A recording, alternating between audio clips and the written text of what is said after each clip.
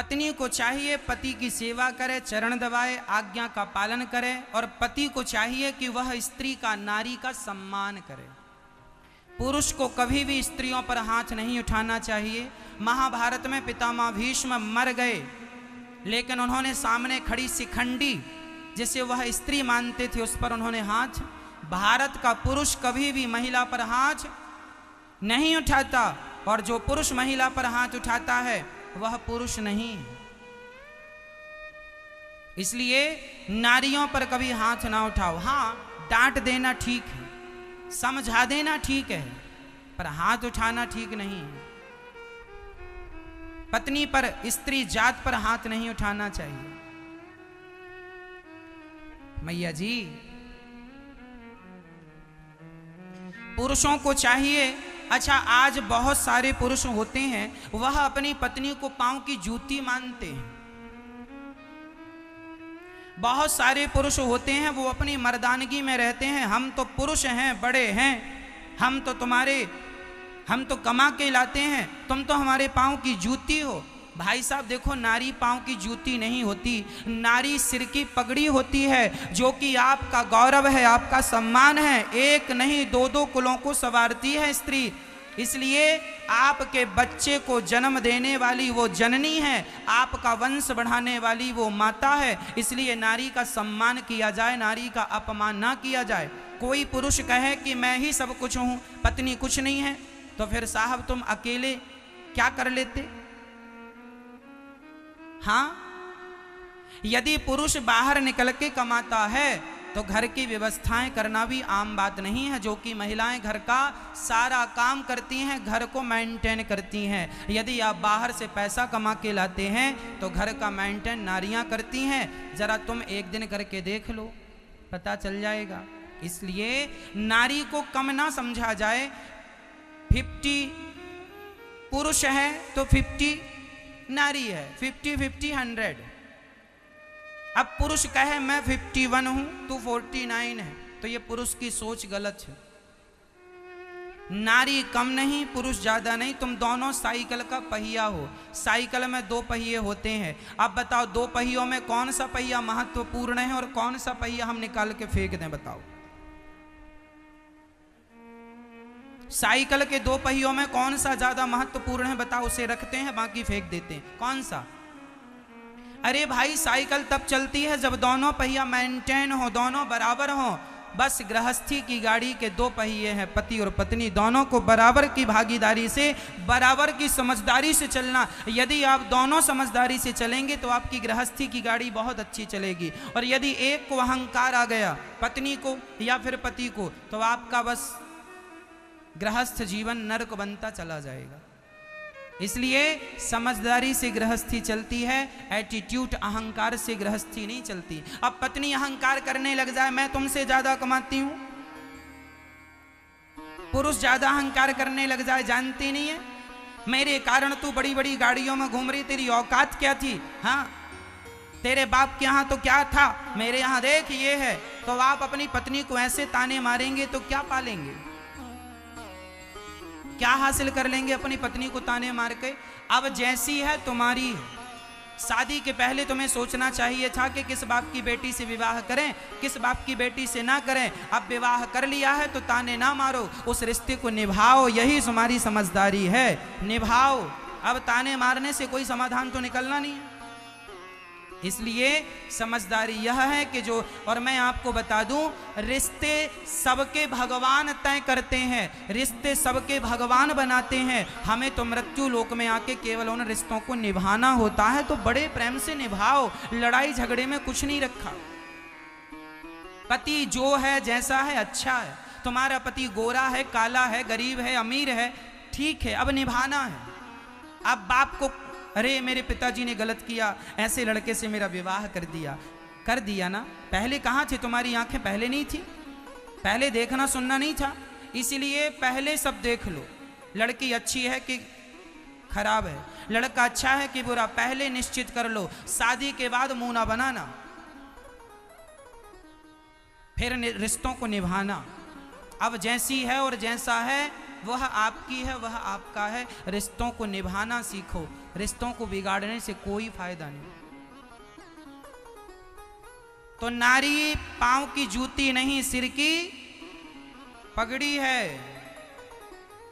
तो नारी का अपमान कदापि पुरुष को नहीं करना चाहिए। समझदार पुरुष तो अपमान नहीं करता। कुछ मूर्ख क्वालिटी के पुरुष होते हैं, वह अनादर करते, अपमान करते। थर्ड क्वालिटी के पुरुष, चाइना मॉडल। मैया आपका पति बहुत अच्छा है, मतलब भगवान ने आपको कंपनी वाला पति दिया है, टिकाऊ।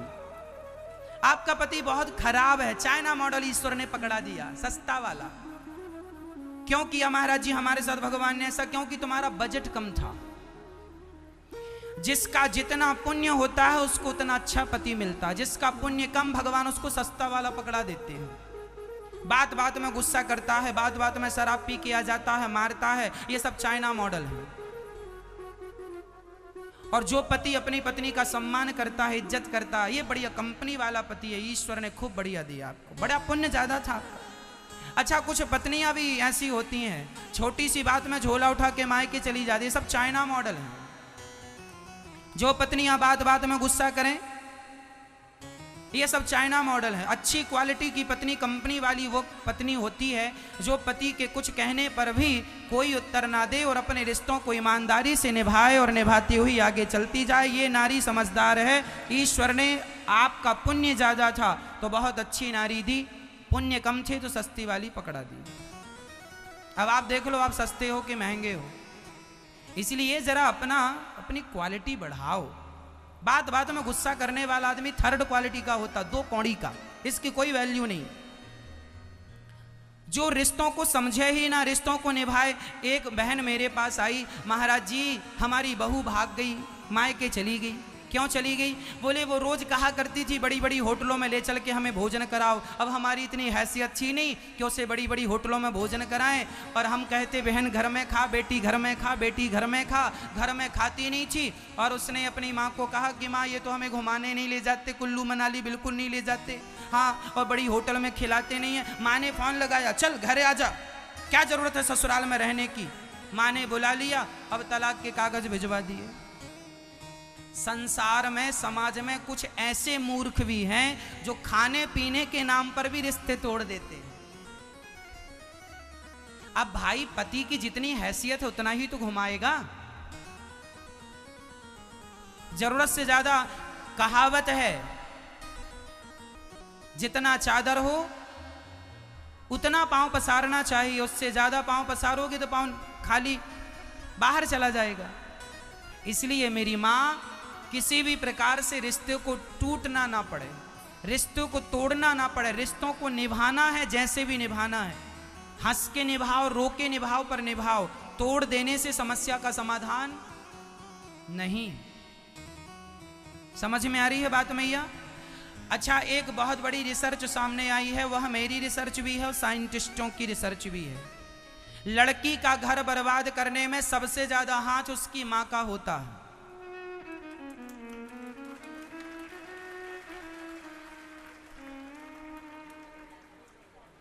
कैसे कैसे वो भी मैं आपको समझाता हूं। लड़की ससुराल में है, मां का फोन आ गया, बेटी क्या खाया आज तुमने? मां आज पालक पनीर खाए थे हम। हाँ, अच्छा, तेरी सास ने बात की? अरे बुढ़िया सोती रहती, बात बात में नहीं करती। हाँ, उसे बिस्तर में चाय चाहिए, कॉफी चाहिए बस। अच्छा अच्छा बेटा, कोई दिक्कत तो नहीं है ससुराल में? ना जी, ये अपनी माँ की ज्यादा सुनते हैं, हमारी बिल्कुल नहीं सुनते। माँ के कहने पे चलते रहते, हमारी बिल्कुल नहीं सुनते। अच्छा, दामाद जी से बात कराओ जरा। दामाद जी, बेटी दी है हमने, हाँ अच्छे से रखिएगा। नहीं, हमें बेटी हमारी बोझ नहीं लगती, बुला लेंगे हम। दामाद जी को भी गुस्सा है, हाँ बुला लेंगे, बुला लो। लो, हाँ बेटी तुम पैकिंग करो, हम भेज रहे हैं गुंडे यहां से। हाँ, गुंडे लेने आ गए, बैठ के चली बेटी। छोटी सी बात में, जिसे सामान्य भाषा में कहते हैं राई का पहाड़ बना देना, वो चली मायके। मेरी बेटी कोई मेरे लिए बोझ नहीं है, हाँ पाल पोस के बड़ा किया, खिला लूंगी। अरे मैया, बेटी किसी बाप और किसी माँ के लिए बोझ नहीं होती, लेकिन ये मत भूलो कि बेटी की भलाई मायके में नहीं, बेटी की भलाई ससुराल में है। कब सीखोगी, कब समझोगी? राम जी ने माता सीता को निकाल दिया तो जनक जी भी फोन लगा के बोलते राम जी से, मेरी बेटी के साथ आपने बड़ा अत्याचार किया, गलत किया, मैं बुलाती हूं अभी। अब सुनैना मैया भेज देती, जाके जाओ लेके आओ सीता को। और सीता जी जनकपुर में रहती तो क्या बुराई थी, लेकिन पति की आज्ञा है, जंगल में रहना है तो जंगल में रहेंगी, मायके नहीं जाएंगी। हम आपसे ये कहते हैं कि यदि ससुराल पक्ष से कोई ज्यादा अत्याचार आप पर हो रहा है, कोई ज्यादा बड़ी परेशानी आपको है, तो आप बिल्कुल अपनी माँ को बताइए, अपने पिता को बताइए, वो आपके माता पिता निराकरण करेंगे, समाधान ढूंढेंगे। पर छोटी छोटी बातें घर की यदि आप मायके में बताओगी माँ, एक न एक दिन तुम्हारे घर में इन बातों से आग जरूर लगेगी। इसलिए ये बहू की परम समझदारी है कि वह छोटी छोटी बातें अपनी माँ से शेयर ना करे। अरे सबके घर में चार जहां बर्तन होते हैं, आवाज होती है, सबके घर में झगड़ा होता है। इसका अर्थ ये तो नहीं कि छोटी छोटी बातें आप अपनी माँ से बताओ। और माँ भी समझदार नहीं है। अरे माँ को समझाना चाहिए, बेटा आज से तुम्हारा पति ही तुम्हारा भगवान है, तुम्हारी सास ही तुम्हारी माता है। कोई छोटी मोटी बात हो जाए तो उसे समझा दो, समझ लो, निपटा दो। उतनी सी बात का उसको बड़ा बनाने की जरूरत नहीं है। एक लड़की मुझसे मिली, मैं प्रत्यक्ष बात कर रही हूं, पंजाब की बहन मेरे पास आई। मैं वृंदावन में था, पंजाब की एक कोई बहन मेरे पास आई थी, लगभग 2 महीने पुरानी बात थी। उन्होंने कहा महाराज जी, मैं भी अपनी माँ के कहने में अपने पति अपना ससुराल छोड़ के मायके आ गई। बहुत छोटी सी बात थी, नॉर्मल सी बात थी, मैंने उस बात का बहुत बड़ा इशू बना दिया, बहुत बड़ा विवाद हुआ। अंत में मेरे पति बहुत अच्छे थे, पर मेरी माँ की जिद के कारण माँ कहती गई। अच्छा, लड़की जब ससुराल से मायके भाग जाती है ना, तो उससे ये लगता है मेरा पति आएगा, गिड़गिड़ाएगा, तुम्हारे बिना जी नहीं लगता, तुम्हारे बिना दिल नहीं लगता, चलो जी चलो जी चलो जी। अच्छा, वो पत्नी ये चाहती है मेरा पति आए, नाक रगड़े, गिड़गिड़ाए। और लड़के वालों को लगता है कि वो नाक रगड़ती मेरे यहां आए, वो गिड़गिड़ाए।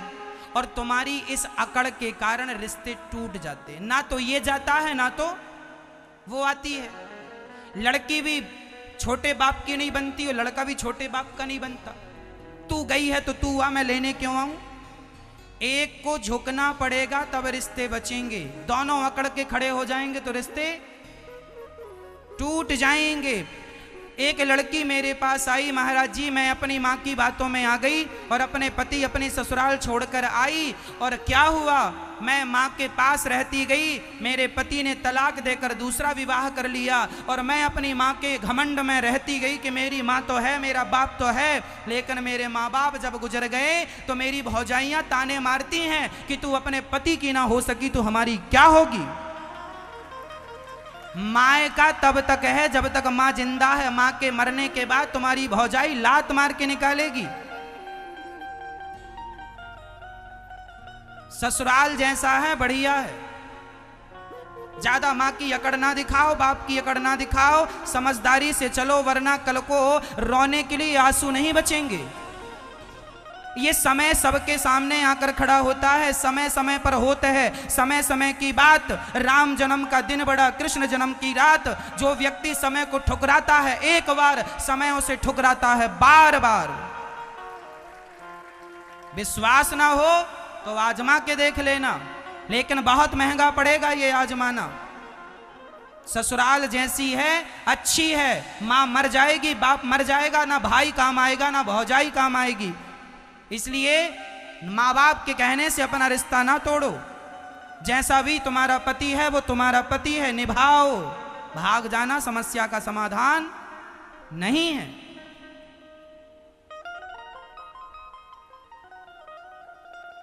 समझाया करो अपनी बेटियों को जीवन में अल्फाबेट काम नहीं आता जो पढ़ लिख जाते हो। जीवन में रियल प्रैक्टिकली जिंदगी समझ में आती है। रियल कुछ और होता है। अल्फाबेट हमने जो पढ़े हैं वो धरा रह जाएगा तुम्हारा अल्फाबेट। जो हम पढ़ाई करते हैं मेरी माँ, वो पढ़ा हुआ हमारी रियल जिंदगी में काम नहीं आता। वो पढ़ाई लिखाई बिजनेस व्यापार में काम आती है। रिश्तों को निभाने के लिए अल्फाबेट काम नहीं आएगा। रिश्तों को निभाने के लिए प्रैक्टिकली लाइफ काम आएगी, प्रैक्टिकली ज्ञान काम आएगा। उस ज्ञान से आपका क्या निर्णय है, वो निर्णय आपकी रक्षा करेगा। पाइथागोरस प्रमेय काम आएगा तुम्हारी पति पत्नी के रिश्तों में। यहां प्रेम चाहिए। ये तुम्हारे बिजनेस व्यापार के लिए पाइथागोरस काम आएगा। शून्य का आविष्कार आर्यभट्ट ने किया। ये नॉलेज तुम्हारा जमाने को सिखाने पढ़ाने के काम आएगा। पत्नी के बीच में बैठ के तुम ये डिस्कस ना करो कि शून्य का आविष्कार किसने किया। यहां प्रेम की बातें होनी चाहिए। यहां भगवान की बातें करो। यहाँ रिश्तों को कैसे निभाना है, रिश्तों को कैसे चलाना है, ये बातें काम आएंगी। और जो बातें जीवन में काम आती हैं वह किसी भी स्कूल किसी भी कॉलेज में नहीं पढ़ाई जाती मेरी माँ। वो स्वयं अनुभव से हासिल करनी होती है। हाँ या ना, हाँ या ना। इसलिए बच्चों को कहो वही अच्छे लोग हैं जो रिश्ता निभाना जानते हैं। रिश्ते उलझ जाएं, धागा उलझ, आप भी धागा उलझ जाए तो धागे को पहले सुलझाते हैं। आखिरी ऑप्शन होता है कि कैंची चला दो। आखिरी ऑप्शन क्या होता है? हाँ, यदि तुम्हारे संबंध तुम्हारे रिश्ते उलझ जाएं तो समझदारी से उन्हें सुलझाओ। वो तो आखिरी उपाय है कि रिश्तों में कैंची चला के रिश्तों को तोड़ दिया जाए, तलाक दे दिया जाए। ये आखिरी ऑप्शन है, ये पहला ऑप्शन नहीं है। पहला ऑप्शन है कि रिश्तों को सुलझाया जाए, उन्हें निभाया जाए, गलती को एक्सेप्ट की जाए, स्वीकार किया जाए।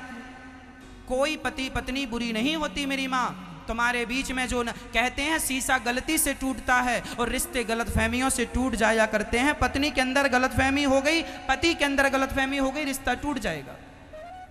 प्रार्थना फिर से करूंगा, गलतफहमियों का प्रवेश बिल्कुल ना हो आपके रिश्तों में।